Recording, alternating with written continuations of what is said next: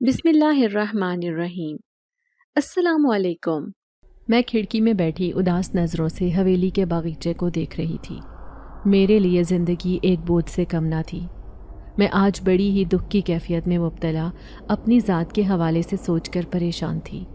میرا شوہر جس کے پاس میرے لیے وقت نہیں تھا، حالانکہ میری شادی کو صرف ابھی 2 مہینے ہوئے تھے، لیکن میں کیا جانتی تھی کہ اس قدر گھٹن زدہ زندگی میرا مقدر بن جائے گی۔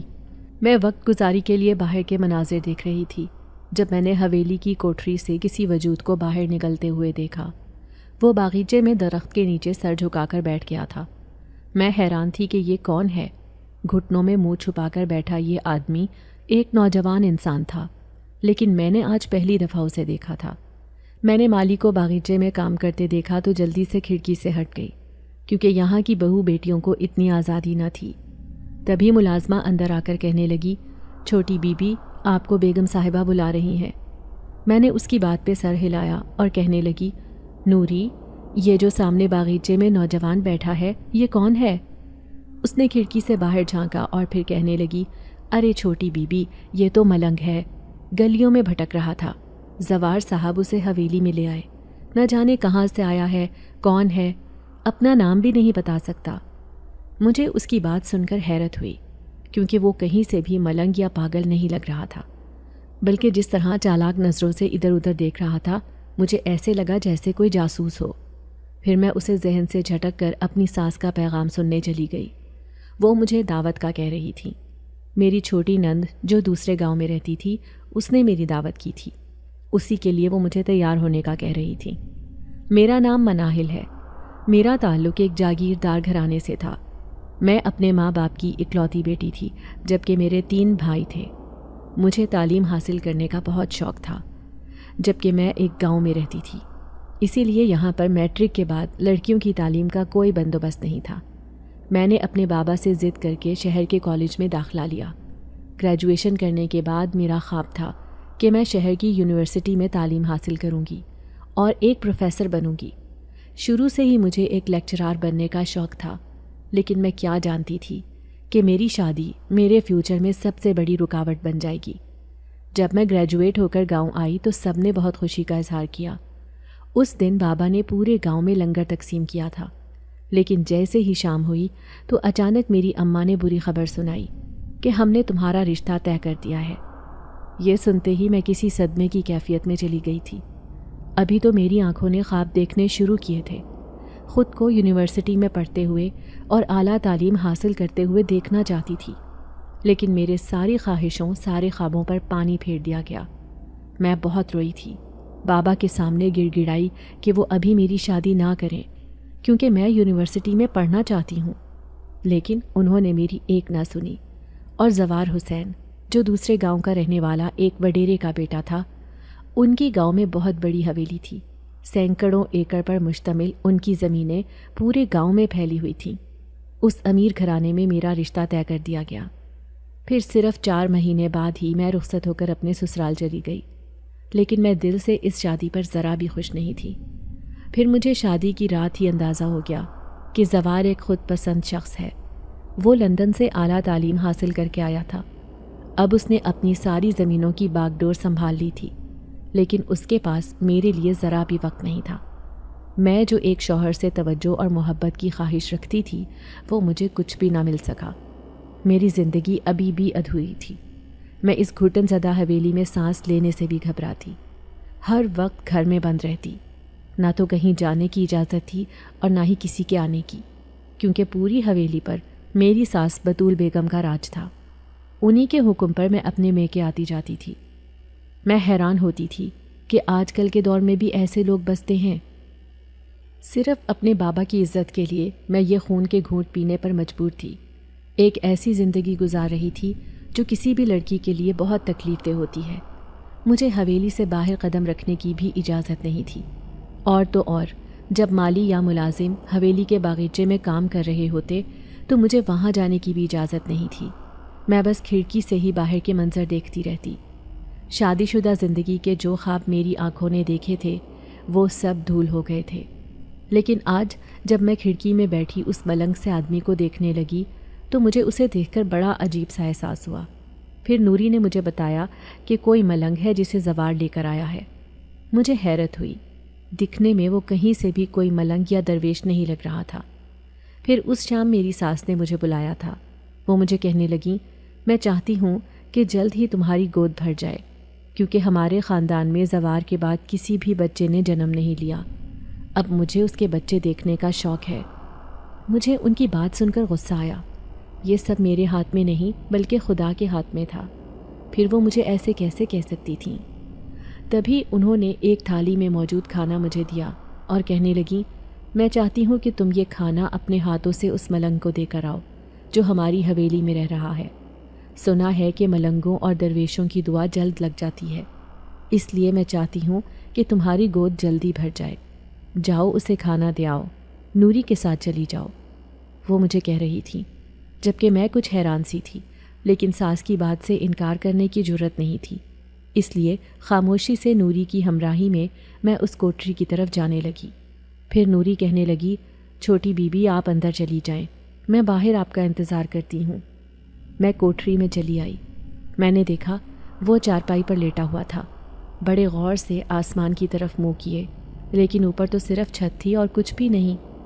تبھی میں نے اس کے سامنے کھانا رکھا اور کہنے لگی، کھانا کھا لو۔ ایک دم سے ہی وہ اٹھ کر بیٹھا تھا۔ اس کی حیرت بھری نظریں میرے وجود کے اوپر تھیں۔ نہ جانے کیوں مجھے اس کی آنکھوں سے چبھن سی محسوس ہوئی۔ اس نے سر سے پاؤں تک مجھے ایسے دیکھا تھا جیسے کسی لڑکی کو پہلی بار دیکھا ہو۔ مجھے اس کے اوپر بہت غصہ آیا، کہیں یہ ملنگ ہونے کا ناٹک تو نہیں کر رہا۔ اس کے بکھرے بال، عجیب و غریب سا حلیہ، کندھے پہ رکھی کالی چادر، مجھے یہ ملنگ نہیں بلکہ ایک ڈھونگی لگ رہا تھا۔ میں جلدی سے باہر آ گئی، میرا سانس پھولا ہوا تھا۔ نوری کہنے لگی، کیا ہوا چھوٹی بی بی، کیا آپ اس سے ڈر گئیں؟ میں جلدی سے کہنے لگی، نہیں ایسی بات نہیں ہے، بس یہ آدمی مجھے عجیب سا لگ رہا ہے۔ تو نوری کہنے لگی، ارے ہاں عجیب ہی ہے، بس سارا دن اپنی کوٹری میں پڑا رہتا ہے، لیکن پوری رات باغیچے میں بیٹھ کر نہ جانے کیا کرتا ہے۔ جب ساری دنیا سو جاتی ہے پھر اس کی صبح ہوتی ہے۔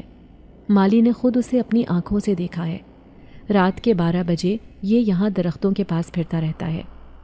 میں اسے کہنے لگی، لیکن ایسے لوگوں کا حویلی میں رکھنا ٹھیک نہیں ہے۔ تو نوری کہنے لگی، ارے بس زوار صاحب ہی اسے لے کر آئے ہیں۔ اگلے دن زوار 3 دن بعد حویلی میں آئے تھے۔ میں انہیں دیکھ کر خوش ہو گئی۔ آج میں نے نیلے رنگ کا خوبصورت سوٹ پہن رکھا تھا، لیکن ان کے منہ سے تعریف کا ایک لفظ بھی نہ نکلا تھا، حالانکہ میں بار بار اپنے آپ کو آئینے میں دیکھ رہی تھی۔ میں بے تحاشا خوبصورت تھی، جبھی تو ان کی ماں نے مجھے ان کے لیے پسند کیا تھا، کیونکہ زوار ان کا اکلوتا بیٹا تھا۔ میں اس بات پر اداس رہتی کہ جس توجہ کی مستحق میں تھی وہ توجہ مجھے نہیں مل رہی تھی۔ لیکن ایک دن حویلی میں کام کرنے والی نوجوان لڑکی شازیہ نے ایک عجیب انکشاف میرے سامنے کیا تھا۔ وہ کہنے لگی، زوار صاحب تو آپ سے شادی کرنا ہی نہیں چاہتے تھے، وہ گاؤں میں کام کرنے والے ایک مزارے کی بیٹی سے محبت کرنے لگے تھے۔ یہ سن کر مجھ پر قیامت ٹوٹ پڑی تھی۔ میں پھٹی پھٹی نگاہوں سے شازیہ کو دیکھ رہی تھی تو وہ کہنے لگی، چھوٹی بی بی مجھے معاف کر دینا، میں نے آپ کو یہ حقیقت بتائی، لیکن بیگم صاحبہ نے مجھے سختی سے منع کیا تھا کہ آپ کو اس بات سے ناواقف رکھا جائے۔ کیا نام تھا اس لڑکی کا؟ میں بھررائے ہوئے لہجے میں اس سے پوچھنے لگی تو وہ کہنے لگی، اس لڑکی کا نام ہیر تھا، وہ حویلی میں کام کرنے والے ملازم کی بیٹی تھی۔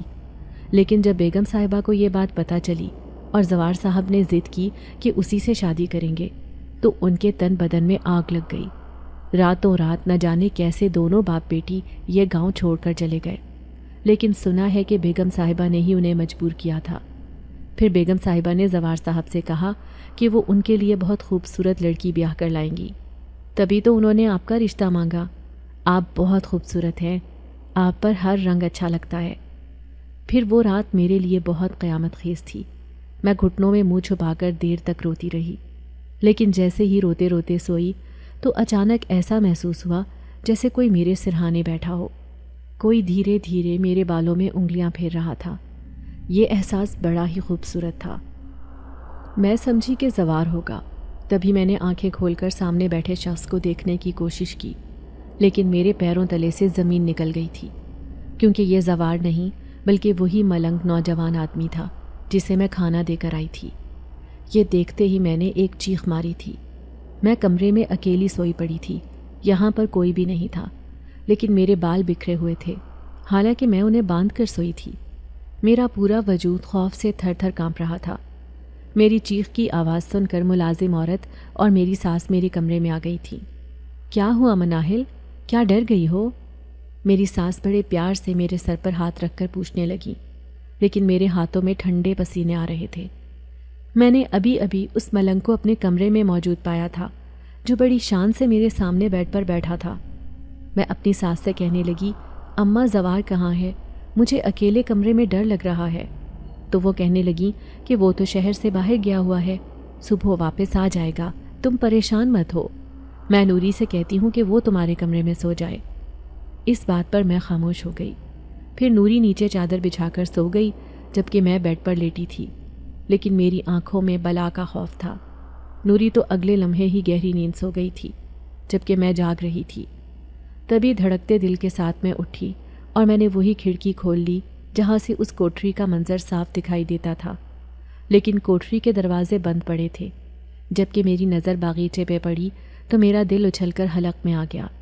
سامنے ہی وہ درخت کے پاس کھڑا تھا، لیکن اس کی سفید آنکھیں دور سے مجھے چمکتی ہوئی نظر آ رہی تھیں۔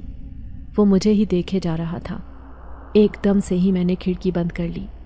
پوری رات میں نہیں سو سکی تھی۔ پھر دوسرے دن میری ساس کہنے لگی، جاؤ بیٹا، یہ کھانا اپنے ہاتھوں سے اس ملنگ کو دے آؤ تاکہ جلد ہی تمہاری گود بھر جائے۔ مجھے اب غصہ آیا تھا، لیکن اپنی ساس کے سامنے بولنے کی ہمت نہ تھی۔ میں انہیں کیسے بتاتی کہ رات کو اسے میں نے اپنے پاس دیکھا تھا۔ میں سہم کر اس کوٹری میں آئی تھی۔ وہ چپ چاپ کونے میں بیٹھا تھا، گھٹنوں میں منہ چھپائے۔ میں نے جلدی سے اس کے سامنے کھانا رکھا اور میں جیسے ہی پلٹنے لگی، اچانک ہی اس نے میرے دوپٹے کا پلو اپنے ہاتھ میں پکڑ لیا۔ مجھے اس کے اوپر بہت غصہ آیا تھا، لیکن اس کی آنکھوں میں نہ جانے ایسا کیا تھا کہ میں ایک لفظ تک نہ کہہ سکی۔ میں کتنی دیر تک ساکت کھڑی رہی، جیسے اس نے مجھ پر کوئی سحر سا طاری کر دیا تھا۔ اچانک ہی میرے جسم کو زوردار جھٹکا لگا اور میں وہاں سے بھاگ کر اپنے کمرے میں آ گئی۔ پھر زوار بھی شہر سے لوٹ آیا تھا، لیکن مجھے سمجھ آ گیا تھا کہ وہ مجھ سے دور دور کیوں رہتا ہے۔ اس کی وجہ یہ تھی کہ وہ تو مجھ سے شادی کرنا ہی نہیں چاہتا تھا۔ اس کے ماں باپ نے زبردستی اس کی شادی مجھ سے کروائی تھی۔ اب میں اپنی زندگی میں بہت تنہا تھی۔ جب ایک دن زوار کہنے لگا، میں 1 سال کے لیے دبئی جا رہا ہوں کیونکہ وہاں پر ایک نیا پروجیکٹ شروع کرنے والا ہوں۔ اس نے مجھے بتانے کی زحمت بھی نہیں کی، بلکہ وہ اپنی ماں کو بتا رہا تھا۔ پھر اس کی ماں کہنے لگی، اپنی بیوی کو بھی ساتھ لے جاؤ، اچھا ہے یہ بھی دبئی گھوم پھر کر آ جائے گی۔ لیکن زوار نے صاف انکار کر دیا اور کہنے لگا کہ میں اپنے کاروبار کے سلسلے میں جا رہا ہوں۔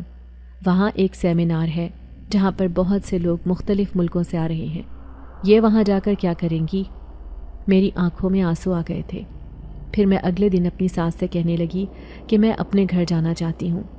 میری ساس کہنے لگی، کیا کرو گی وہاں جا کر؟ دیکھو ہمارے خاندان کا یہ دستور نہیں کہ بہوئیں میکے جا کر بیٹھ جائیں، اس لیے ابھی تم زوار کے آنے کا انتظار کرو، اس کی اجازت ہوگی تو میں تمہیں تمہارے میکے بھیج دوں گی۔ مجھے ان کی بات سن کر بہت غصہ آیا تھا۔ میں انہیں کہنا چاہتی تھی کہ جب تمہارا بیٹا شادی کے لیے راضی ہی نہیں تھا، وہ کسی اور کو پسند کرتا تھا، تو پھر انہوں نے میرے ساتھ یہ کیوں کیا؟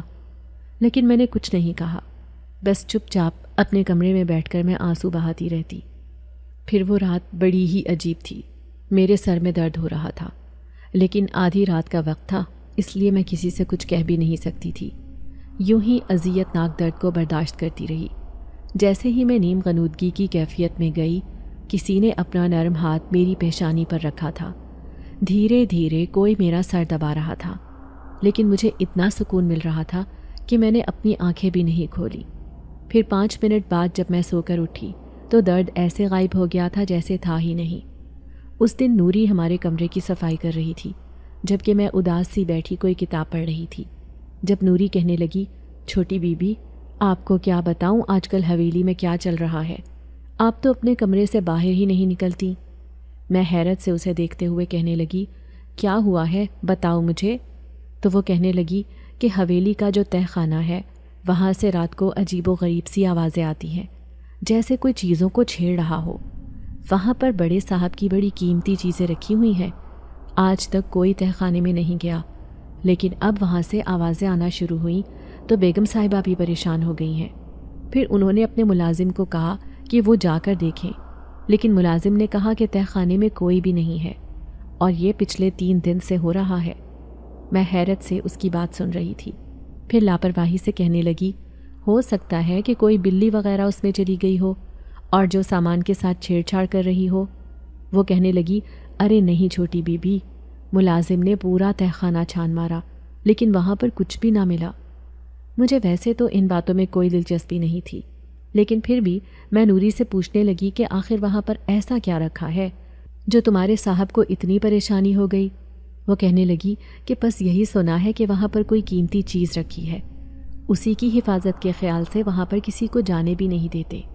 نوری تو مجھے یہ بتا کر چلی گئی، لیکن میں رات والی بات سوچ رہی تھی کہ آخر میرے پاس کون تھا۔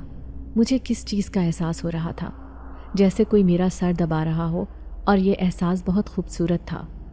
میں اکثر ہی اب اپنے کمرے میں رہنے لگی تھی۔ جب سے زوار دبئی گیا تھا، میرا دل چاہتا تھا کہ میں اپنے گھر چلی جاؤں۔ اس دن بھی میں اداس تھی، کھڑکی میں بیٹھی تھی۔ مغرب کا وقت ہو رہا تھا جب میری نظر اسی ملنگ پر پڑی۔ وہ وہاں درخت کے نیچے بیٹھا مسلسل مجھے دیکھے جا رہا تھا۔ میں اس کی نظروں سے گھبرا کر کھڑکی سے ہٹ گئی۔ میں حیران ہوتی کہ آخر وہ مجھے اتنے عجیب طریقے سے کیوں دیکھتا ہے، لیکن اگلے دن نوری نے میرے ہوش اڑا دیے جب میرے سامنے اس نے ایک حیرت انگیز انکشاف کیا تھا۔ میں اپنے بال بنا رہی تھی، نوری میرے کمرے کی صفائی کر رہی تھی۔ جب میں اسے کہنے لگی کہ آخر اس ملنگ کو اس حویلی سے باہر کیوں نہیں بھگا دیتے، اس نے عجیب پریشان کر رکھا ہے۔ نوری حیرت سے کہنے لگی، چھوٹی بی بی، وہ تو کب سے چلا گیا ہے، اسے گئے ہوئے پورا ہفتہ ہو گیا ہے۔ میں ایک جھٹکے سے پلٹ کر نوری کو دیکھنے لگی۔ مجھے ایسے لگ رہا تھا جیسے وہ کوئی مجھ سے مذاق کر رہی ہے۔ میں اسے کہنے لگی، پاگل ہو گئی ہو کیا تم؟ میں نے کل بھی اسے اسی درخت کے نیچے بیٹھے ہوئے دیکھا تھا۔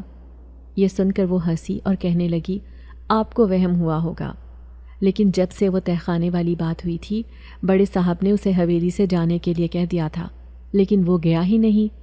لیکن اگلی رات اس کی کوٹری خالی تھی۔ سب یہی سمجھے کہ وہ چلا گیا ہے، اور اب وہ نہیں ہے۔ اگر آپ کو یقین نہیں آتا تو آپ میرے ساتھ چلیں۔ اب میں کانپتے وجود کے ساتھ چھپ کر نوری کے ساتھ اسی کوٹری کی طرف جا رہی تھی۔ اپنی ساس کو پتہ نہ چلے اس لیے میں حویلی کے پچھلے حصے سے اس طرف گئی تھی، لیکن جیسے ہی میں نے وہ کوٹری کھول کر دیکھی، سچ میں ہی وہاں کسی ملنگ کا نام و نشان بھی نہیں تھا۔ اب میں دونوں ہاتھوں میں سر تھامے بیٹھی تھی۔ میں نے کل خود اپنی آنکھوں سے اسے درخت کے نیچے بیٹھے ہوئے دیکھا تھا، جہاں وہ مجھے عجیب و غریب نظروں سے دیکھ رہا تھا۔ میں بہت زیادہ ڈرنے لگی، لیکن میں نے اپنے اس خوف کا ذکر کسی کے سامنے نہیں کیا تھا۔ میں خوف کے مارے کھڑکی میں بھی کھڑی نہ ہوتی تھی، لیکن اس دن جب میں باغیچے میں چلی آئی، وہاں پر کوئی نہیں تھا۔ نوری باغیچے میں لگے پودوں کی صفائی کر رہی تھی۔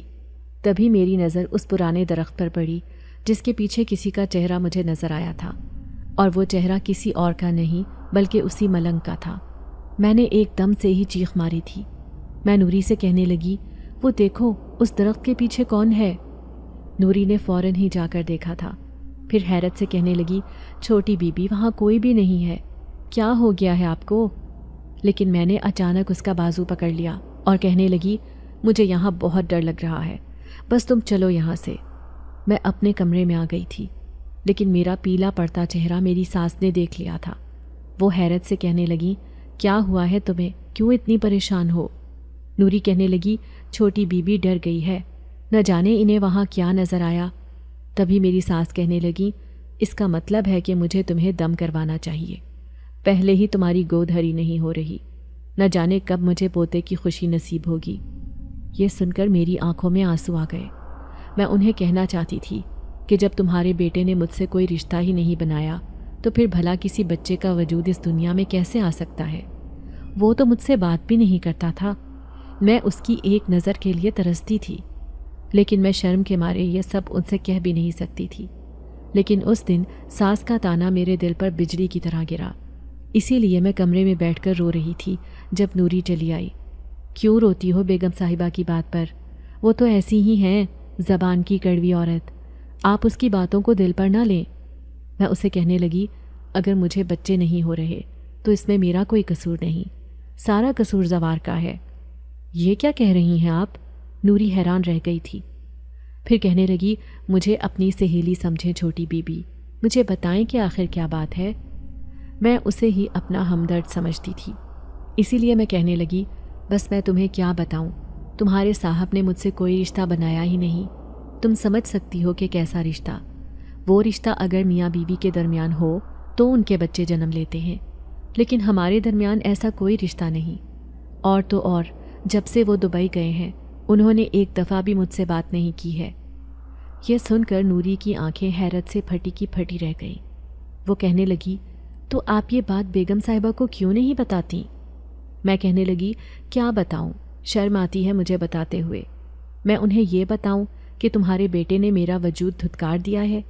اگر اس بات پر انہوں نے مجھے واپس میرے میکے بھیج دیا تو میں کسی کو منہ دکھانے کے قابل نہیں رہوں گی۔ میں ہر طرف سے بے بس تھی۔ نوری مجھے تسلی دیتے ہوئے کہنے لگی، بس آپ فکر نہ کریں، میں ایسا حل نکالوں گی کہ زوار صاحب خود ہی آپ کی طرف متوجہ ہو جائیں گے۔ میں اس کی باتوں پر حیران تھی، گو کہ مجھے اتنی کوئی امید نہیں تھی، لیکن اب میں نے خاموشی اختیار کر لی تھی۔ اگلے ہی دن میں حیران رہ گئی جب مجھے میری ساس نے اپنے کمرے میں بلوایا، لیکن جیسے ہی میں نیچے گئی سامنے ایک مولوی ٹائپ جیسے بندے کو بیٹھا دیکھ کر میں حیران رہ گئی تھی۔ پھر ساس کہنے لگی، یہ میری بہو ہے، نئی نویلی دلہن ہے، لیکن اکثر ہی راتوں کو ڈر جاتی ہے، اسے کچھ ایسا نظر آتا ہے جو کوئی غیر معمولی ہوتا ہے، آپ دیکھیں کہ اس کے ساتھ کیا مسئلہ ہے۔ اس آدمی نے مجھے سر سے پاؤں تک دیکھا اور کہنے لگا، اس پر تو کسی جنات کی نظر لگتی ہے۔ یہ سن کر میں حیران رہ گئی تھی، مجھے اس پر بہت غصہ آیا جو سب جھوٹ کہہ رہا تھا۔ پھر میری ساس پریشان ہو کر کہنے لگی، اس کا مطلب ہے کہ وہ جنات ہی ہے جو اس کے بچے نہیں ہونے دے رہا۔ میں بھی کہوں کہ 3 مہینے ہو گئے شادی کو، ابھی تک یہ ماں کیوں نہیں بن سکی؟ مجھے ان دونوں پر بہت غصہ آ رہا تھا، دل تو چاہ رہا تھا کہ یہاں سے اٹھ کر چلی جاؤں، لیکن مارے مروت کے میں وہیں بیٹھی رہی۔ پھر مولوی صاحب کہنے لگا، میں ہر روز آؤں گا اور تمہاری بہو کو دم کروں گا، اس کے بعد ہی اس جنات کا اثر اس پر ختم ہوگا۔ یہ کہہ کر وہ چلتا بنا۔ میری ساس نے اسے کئی ہزاروں نوٹ دیے تھے۔ میں سمجھ گئی کہ یہ ایک لالچی انسان ہے جو پیسوں کی وجہ سے میرے بارے میں سب جھوٹ کہہ رہا ہے۔ پھر میری ساس کہنے لگی، میں نے دیکھا ہے کہ اکثر تم مغرب کے وقت باغیچے میں ٹہلنے جاتی ہو، اب تم مغرب کے بعد اپنے کمرے سے باہر نہیں نکلو گی۔ انہوں نے مزید مجھ پر پابندیاں لگا دی تھیں۔ میں کمرے میں آ کر سوچنے لگی کہ آخر میں اتنی مجبور کیوں ہوں، میں کیوں ان کی ناجائز باتوں کو مان رہی ہوں؟ میں ایک پڑھی لکھی لڑکی ہوں، مجھے اپنے حق کے لیے بولنا چاہیے۔ اب میں ہر وقت پریشانی اور ٹینشن میں رہنے لگی تھی، ایسے لگ رہا تھا جیسے میں ڈپریشن کی مریض بن جاؤں گی۔ لیکن اگلے دن نوری میرے پاس آئی، کہنے لگی، میں نے آپ کی پریشانیوں کا حل نکال لیا ہے۔ ہماری کچی بستی میں لال پہاڑی پر ایک درویش بیٹھتا ہے، اس کے پاس بہت سی عورتیں جاتی ہیں اپنے گھر کے مسئلے لے کر۔ آپ میرے ساتھ چلو، بیگم صاحبہ سے چھپ کر۔ مجھے یقین ہے کہ وہ ضرور آپ کے لیے کوئی ایسا عمل کرے گا جس سے زوار صاحب کا بھی آپ کی طرف دل مائل ہو جائے گا۔ اس کی بات سن کر میں غصے سے کہنے لگی، مجھے ایسی باتوں پر کوئی یقین نہیں، میں ہرگز تمہارے ساتھ کہیں نہیں جاؤں گی۔ وہ کہنے لگی، آپ ایک بار چل کر دیکھیں، آپ کو خود یقین ہو جائے گا۔ لیکن میں نے اس کے ساتھ جانے سے صاف انکار کر دیا۔ دوسرے دن مولوی آیا تو میری ساس کمرے میں نہیں تھی۔ میں غصے سے مولوی سے کہنے لگی، مجھے سب پتہ ہے کہ آپ نے یہ جھوٹ کہا ہے کہ مجھ پر کسی جنات کا اثر ہے، آپ لوگ پیسوں کے لیے کچھ بھی کہہ دیتے ہیں۔ وہ حیرت سے کہنے لگا، نہیں بیٹی، تم مجھے غلط سمجھتی ہو، پیسے تو تمہاری ماں نے مجھے خوشی سے دیے ہیں۔ دراصل میں سچ میں ہی تم پر کسی جنات کا سایہ دیکھ رہا ہوں، اور وہ اس گھر میں بھی آ چکا ہے۔ قصور تمہارا نہیں بلکہ ان گھر والوں کا ہے۔ پہلے سے ہی اس گھر میں جنات کا وجود تھا، لیکن کسی کو بھی اس بات کا علم نہیں تھا۔ تم نئی نویلی دلہن تھی، اسی لیے شاید وہ تم پر عاشق ہو گیا۔ یہ سن کر تو میرے ہوش اڑ گئے تھے۔ وہ بالکل سنجیدگی سے مجھے یہ سب کہہ رہے تھے اور میں حیرت سے ان کی بات سن رہی تھی۔ پھر مولوی صاحب کہنے لگے، میں تمہاری بھلائی کے لیے ہی تم پر یہ عمل کر رہا ہوں۔ 7 دن کے عمل کے بعد تم خود کو بہت پرسکون محسوس کرو گی۔ وہ مجھے تسلی دے کر چلے گئے۔ اس رات میں عجیب سی بے چینی محسوس کر رہی تھی، لیکن جیسے ہی رات کے 12 بجے اچانک میری آنکھ کھل گئی۔ مجھے کمرے میں شدید گھٹن کا احساس ہوا تھا۔ میں جیسے ہی اٹھ کر بیٹھی تو میرے منہ سے چیخ نکلی تھی، کیونکہ میں نے کمرے کے دروازے پر بیٹھے ہوئے اسی ملنگ کو دیکھ لیا تھا جو سر جھکائے بیٹھا تھا۔ جیسے ہی میری نظر اس پر پڑی، اچانک اس نے اپنا چہرہ اوپر کیا تھا۔ وہ کمرے میں کیسے آیا؟ اسے دیکھ کر خوف سے میں تھر تھر کانپنے لگی۔ میں کسی کو مدد کے لیے بلانا چاہتی تھی، لیکن میرے منہ سے آواز ہی نہ نکلی۔ پھر میں اسے کہنے لگی، تم کون ہو؟ یہاں کیسے آئے؟ تبھی اس کے چہرے پر بڑی عجیب سی مسکراہٹ آئی۔ اچانک ہی اس کی آنکھیں خوفناک ہو گئی تھیں۔ پھر وہ کہنے لگا، تم نے ہی مجھے یہاں آنے پر مجبور کیا ہے، ورنہ میں تو یہ حویلی چھوڑ کر چلا گیا تھا، کیونکہ میرا مقصد پورا ہو گیا تھا۔ لیکن اب میں نے سوچ لیا ہے کہ تمہیں بھی اپنے ساتھ لے کر جاؤں گا اپنی دنیا میں، کیونکہ مجھے ایک پل کا سکون نہیں۔ جب سے تمہیں دیکھا ہے میں تم پر عاشق ہو گیا تھا، لیکن اس مولوی کو منع کرو کہ وہ تمہیں مجھ سے دور نہ کرے۔ میں حیرت سے آنکھیں پھاڑے اسے دیکھ رہی تھی۔ مجھے ایسے لگ رہا تھا جیسے میں کوئی خواب دیکھ رہی ہوں۔ میں یہاں سے بھاگ جانا چاہتی تھی، لیکن دروازے میں تو وہ بیٹھا تھا۔ میں بھلا کیسے یہاں سے بھاگ کر جا سکتی تھی؟ پھر میں بری طرح سے سسکنے لگی۔ میں اس کی منتیں کر رہی تھی کہ وہ یہاں سے چلا جائے، میرا پیچھا چھوڑ دے۔ تب اچانک ہی مجھے اپنے کانوں میں میری ساس کی آواز آئی تھی، کیا ہوا ہے تمہیں؟ کیوں پاگلوں جیسی حرکتیں کر رہی ہو؟ وہ میرے بیڈ پر بیٹھی مجھے حیرت سے دیکھ رہی تھی، جبکہ میں ایک جھٹکے سے اٹھ کر بیٹھی۔ تو کیا یہ مجھے کوئی خواب نظر آیا تھا؟ میں دائیں بائیں دیکھنے لگی، یہاں پر کوئی بھی نہیں تھا، جبکہ رات کے 2 بج رہے تھے۔ پھر وہ کہنے لگی، میں نے تمہاری رونے کی آواز سنی، اسی لیے اپنے کمرے سے یہاں بھاگی چلی آئی۔ اس مولوی نے بالکل ٹھیک کہا تھا، سچ میں ہی تم پر کسی کا اثر ہے، جبھی تو تم یہ سب کر رہی ہو۔ یہ سن کر میں نے رونا شروع کر دیا تھا۔ میں انہیں کیسے بتاتی کہ میرے ساتھ کیا ہوا ہے؟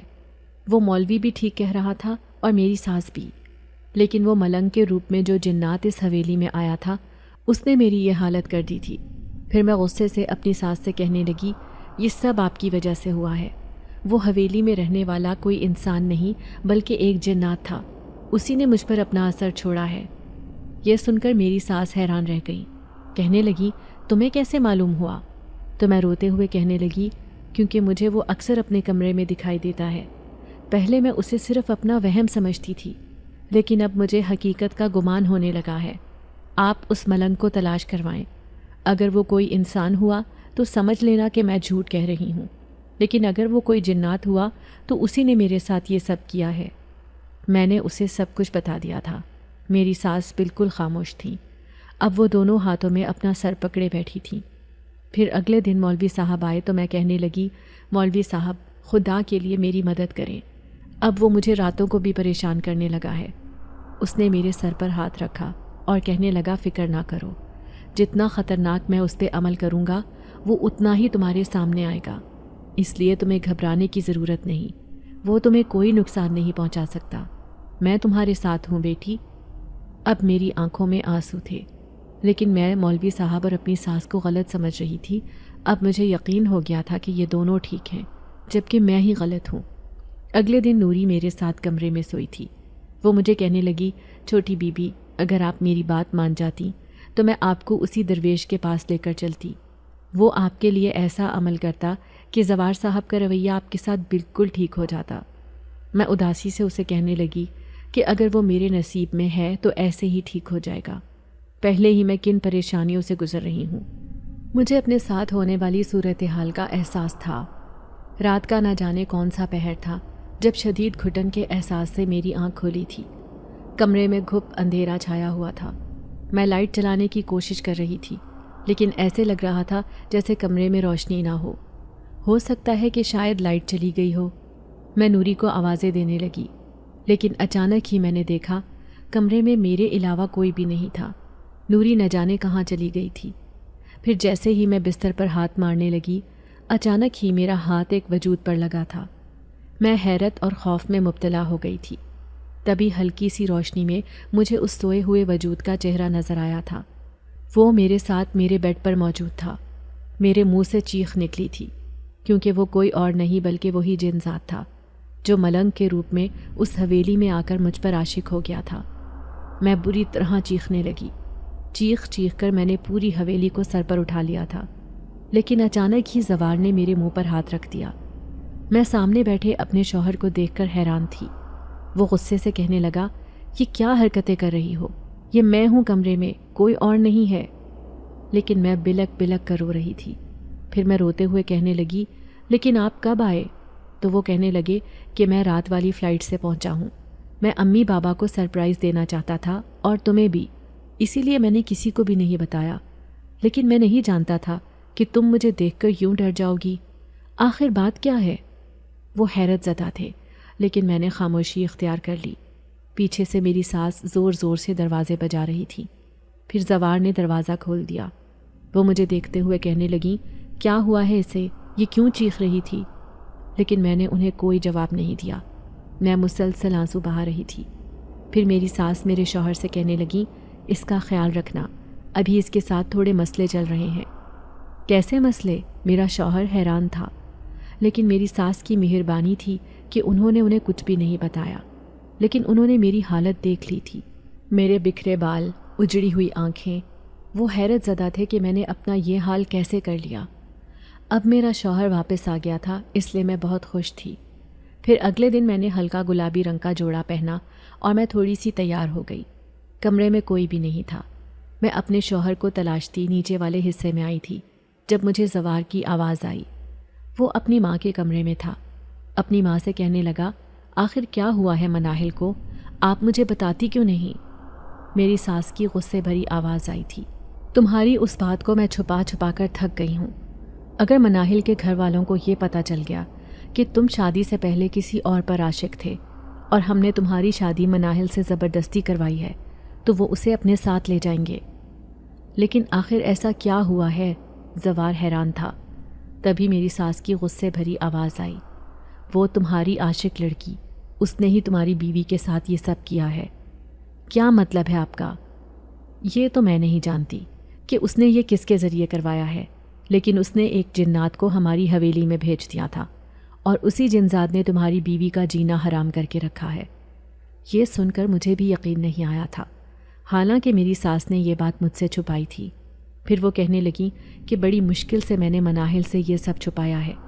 مولوی صاحب کو تو پہلے ہی پتہ چل گیا تھا کہ تمہاری بہو جو رات کو چیخیں مار مار کر اٹھتی ہے، اس کے ساتھ یہ کسی نے کروا رکھا ہے۔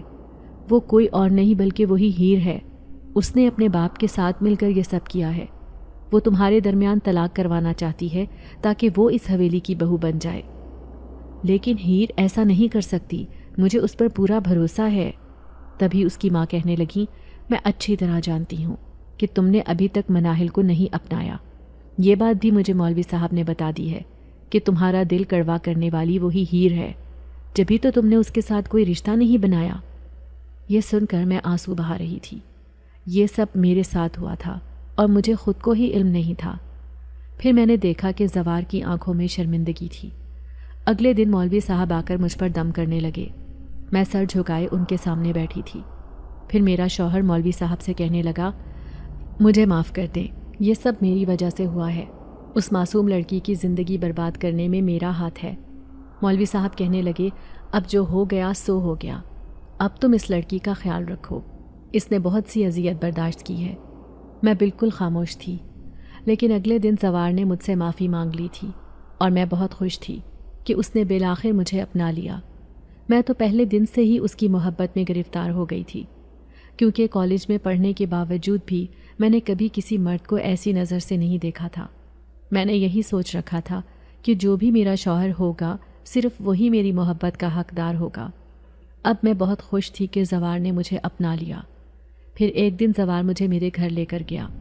امی ابو مجھے دیکھ کر بہت خوش تھے، کیونکہ میں بہت مہینے بعد اپنے گھر آئی تھی ملنے کے لیے۔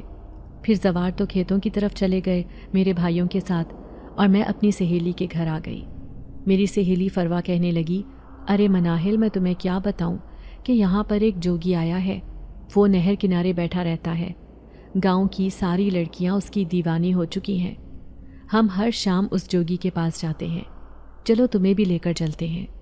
میں حیرت سے اسے کہنے لگی، لیکن آخر اس میں ایسی کیا خاص بات ہے جو گاؤں کی لڑکیاں وہاں پر جاتی ہیں؟ تو وہ کہنے لگی، ارے وہ اتنی اچھی بانسری بجاتا ہے کہ دل تڑپ جاتا ہے، تم بھی اس کی بانسری سنو گی تو حیران رہ جاؤ گی۔ پھر اگلی شام میں ساری اپنی سہیلیوں کے ساتھ نہر کنارے پہنچ گئی تھی، جہاں پر پرانے درخت کے نیچے وہ جوگی بیٹھا تھا۔ لیکن جیسے ہی میری نظر اس پر پڑی، میرے پیروں تلے سے زمین نکل گئی تھی۔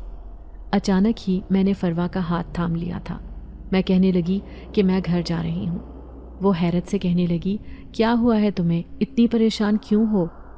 اب میں اسے کیسے بتاتی کہ جوگی کے روپ میں یہ کوئی انسان نہیں بلکہ ایک جنات ہے جو گاؤں کی ساری لڑکیوں کو بے وقوف بنا رہا ہے۔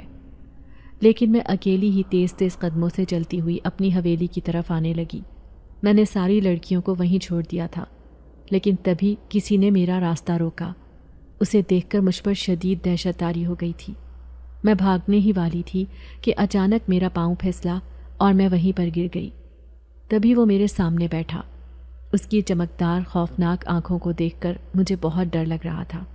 پھر وہ مجھے دیکھتے ہوئے کہنے لگا، تمہاری خاطر میں یہاں تک پہنچ گیا اور تم مجھ سے بھاگ رہی ہو؟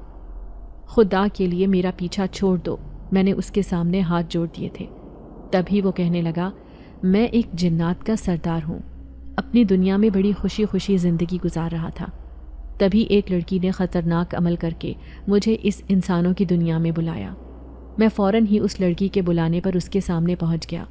پھر وہ کہنے لگی کہ تم نے اس لڑکی کو پریشان کرنا ہے، اس کے بعد ہمیشہ کے لیے میں تمہاری بن جاؤں گی۔ تبھی میں نے اس کے کہنے پر عمل کیا اور میں بہانے سے اس حویلی میں پہنچ گیا۔ لیکن جیسے ہی میں نے اس لڑکی کو دیکھا، وہ کوئی اور نہیں بلکہ تم تھی۔ تمہاری خوبصورتی اور معصومیت کو دیکھ کر میں تم پر عاشق ہو گیا تھا۔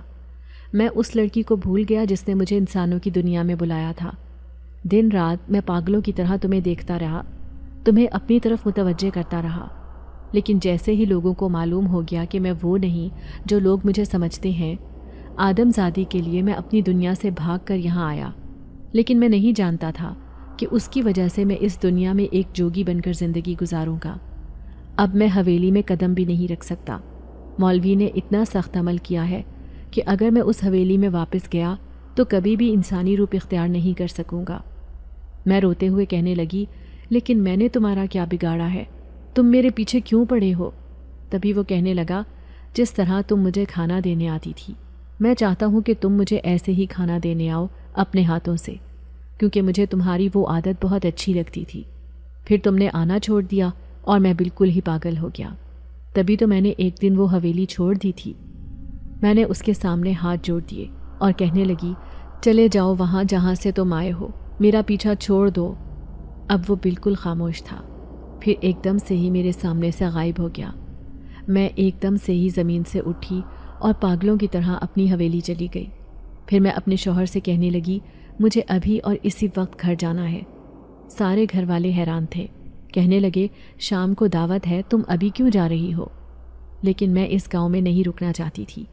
میں سمجھ گئی کہ اسے پتہ چل گیا تھا کہ میں یہاں اپنے گھر والوں سے ملنے آؤں گی، تبھی تو اس نے میرا راستہ روکا۔ پھر زوار مجھے لے کر حویلی میں آ گیا تھا۔ ابھی بھی میں رات کو اکیلی ہوتی تو مجھے اپنے کانوں میں اسی کی آوازیں سنائی دیتی ہیں، لیکن اب وہ کبھی بھی اس حویلی میں نہیں آ سکتا تھا۔ میں اپنے شوہر کے ساتھ ایک خوشگوار زندگی گزار رہی تھی۔ پھر ایک دن میں اس سے کہنے لگی، کیا ہیر بہت خوبصورت تھی؟ اس نے چونک کر مجھے دیکھا، پھر اداسی سے کہنے لگا، نہیں، وہ ایک سانولی رنگت کی غریب لڑکی تھی۔ میری سب سے بڑی غلطی یہ تھی کہ میں اس کی محبت میں گرفتار ہو گیا تھا۔ اسی کی وجہ سے اسے بہت سی پریشانیوں کا سامنا کرنا پڑا۔ میری ماں نے اس کے ساتھ بہت برا کیا، اسے راتوں رات نہ جانے کہاں بھیج دیا۔ لیکن اب وہ کہاں رہتی ہے مجھے کچھ بھی نہیں معلوم، لیکن میں یقین نہیں کر سکتا کہ وہ یہ سب تمہارے ساتھ کر سکتی ہے۔ مجھے ان کی بات سن کر حیرت ہوئی تھی۔ میں سوچنے لگی کہ اگر اس نے یہ میرے ساتھ نہیں کیا تو پھر کس نے کیا ہوگا۔ لیکن اس دن مجھے یہ بات پتہ چل گئی، وہ بھی نوری کی زبانی، جب وہ کہنے لگی، اس غریب لڑکی کو میں اچھی طرح جانتی ہوں، وہ بہت معصوم ہے، بیگم صاحبہ نے صرف اس پر الزام لگایا ہے اور کچھ نہیں، یہ سب کچھ بیگم صاحبہ نے کیا ہے۔ یہ تم کیا کہہ رہی ہو؟ تو وہ کہنے لگی کہ میں سچ کہہ رہی ہوں، زوار صاحب ان کے اکلوتے بیٹے ہیں، وہ کبھی بھی نہیں چاہیں گی کہ ان کی توجہ ماں باپ سے ہٹ کر اپنی بیوی پر جائے، اسی لیے یہ سب کچھ انہوں نے خود کروایا ہوگا، یہ سب ہیر نے نہیں کروایا۔ اب میں شدید پریشانی کا شکار ہو گئی تھی، مجھے کسی پر بھی بھروسہ نہیں رہا تھا۔ لیکن ایک دن میری سہیلی فروا مجھ سے ملنے آئی۔ میں اسے ڈرتے ڈرتے کہنے لگی کہ ابھی بھی وہ جوگی وہاں پر بیٹھتا ہے؟ تو وہ کہنے لگی ہاں، ہر رات وہ عجیب و غریب سی بانسری بجاتا ہے، سب گاؤں والے اسے تلاش کرتے ہیں کہ یہ آواز کہاں سے آ رہی ہے، لیکن کہنے والے کہتے ہیں کہ یہ آواز قبرستان سے آتی ہے، کیونکہ سنا ہے کہ وہاں پرانے برگد کے درخت پر ایک جنات کا بسیرا ہو گیا ہے، وہی ایسی بانسری بجا کر کسی کو یاد کرتا ہے۔ یہ سن کر مارے خوف کے میری آنکھیں حیرت سے پھیل گئی تھیں۔ میں سمجھ گئی کہ یہ وہی جنزاد ہے جو اس حویلی میں آیا تھا، وہی جنات کا سردار جو اب کبھی اپنی دنیا میں واپس نہیں جا سکتا۔ لیکن ایک دن میری ساس نے مجھ سے معافی مانگ لی تھی۔ وہ کہنے لگی کہ تمہارے ساتھ جو کچھ بھی ہوا ہے وہ سب میری وجہ سے۔ شروع میں تمہیں اپنے بیٹے سے دور رکھنا چاہتی تھی، شاید میرے دل میں ایک منافقت تھی، پہلے میں نے اسے اس کی محبت سے دور کیا، پھر اس کی بیوی سے، لیکن اب میں سمجھ گئی ہوں کہ میرے بیٹے زوار نے تمہیں بیوی کے روپ میں قبول کر لیا ہے، مجھے معاف کر دو۔ وہ مجھ سے معافی مانگ رہی تھی، مجھے ان پر غصہ تو بہت تھا، لیکن پھر میں ایک پڑھی لکھی لڑکی تھی، میں نے بہت کچھ برداشت کیا تھا۔ اپنی تعلیم کا فائدہ اٹھا کر میں نے یہ ثابت کرنے کی کوشش نہیں کی تھی کہ میں ایک پڑھی لکھی لڑکی ہوں تو میں یہ ظلم برداشت نہیں کروں گی۔ میں نے ڈٹ کر حالات کا مقابلہ کیا، تبھی تو آج اپنے شوہر کی محبت حاصل کرنے میں کامیاب ہو گئی تھی۔ میں خود کو اس معاملے میں خوش نصیب سمجھتی تھی۔ پھر میں نے اپنی ساس کو معاف کر دیا، کیونکہ بہرحال حویلی کی مالکن تو میں ہی تھی، کیونکہ یہ پوری حویلی اور ساری جائیداد میرے شوہر کے نام پر تھی۔ میں جانتی تھی کہ ایک اچھا مستقبل میرا انتظار کر رہا ہے۔ اپنے شوہر کی محبت کے لیے ترستی ہوئی ایک لڑکی جس نے کئی راتیں اکیلی گزاری تھیں، لیکن میں نے اپنے صبر کا پھل پا لیا تھا۔ اگر آپ کو آج کی ہماری کہانی پسند آئی ہے تو اسے لائک کیجیے اور اپنے پیاروں کے ساتھ شیئر کیجیے، اور ہاں، اگر آپ نے ابھی تک ہمارا چینل سبسکرائب نہیں کیا تو ضرور کیجیے۔